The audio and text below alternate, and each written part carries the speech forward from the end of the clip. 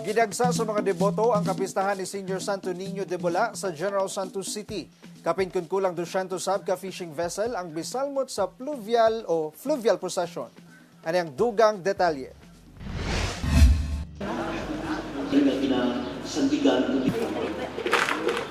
Alas 4 pa lang sa kadlawon, dagsa na ang mga debotong Katoliko din sa Santo Niño de Bula Parish sa General Santos City alang sa gipahigayong misa atol sa ika-46 nga kapistahan ni Senior Santo Niño de Bula.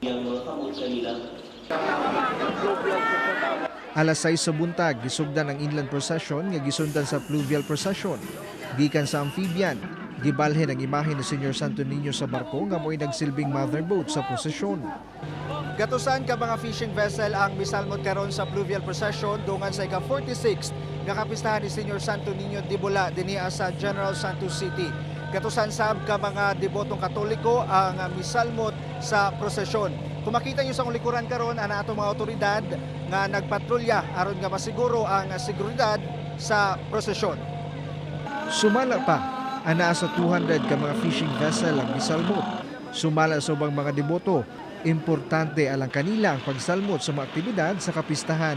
Importante siya bilang Katoliko. Mas mo strong siya kay makita nimo gyud ang tanan Katoliko nga naga gid sila, naga-celebrate gid sila sa ingani. Dakong importante para sa ako kay namo dako mo pagtuon ako sa Ginoo. Kada tuig jud may magkuan diri sa Santo Niño. Devoted jud me kanang para sa negosyo. Samo ang kay negosyante magud me. You know, every year it's an overwhelming feeling, an overwhelming emotion to see how the faithful ay patuloy pa rin na kumakapit sa pananampalataya sa Santo Niño. Hindi naman sa pagtingin bilang isang imahe lang, kundi tinitingnan din ng mga mananampalataya yung koneksyon ng Diyos sa tao, rather than seeing this as just a show, rather than seeing this as a yearly event, an annual event. It should be the beginning of a continuous movement to be closer sa ating Diyos. Nagsugod ang fluvial procession sa Barangay Bula padulong sa General Santos City Fishport ug pabalik sa Quintuna Park sa Barangay South na milungtad og halos 2 ka oras sab.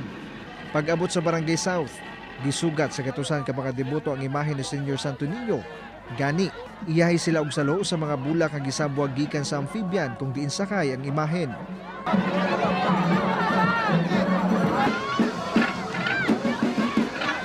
Taod-taod gipahigayon ang sinulog parade.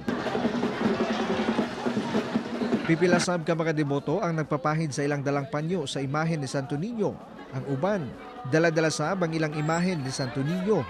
Alas 10 sa buntag, nakabalik na sa Santo Niño de Bula Parish ang imahen. Sumala sa Coast Guard District Southern Mindanao, nagmalampuson ang aktibidad. We are very grateful because almost ng ating mga participants nag-abide dito sa ating safety protocols for the success of the event.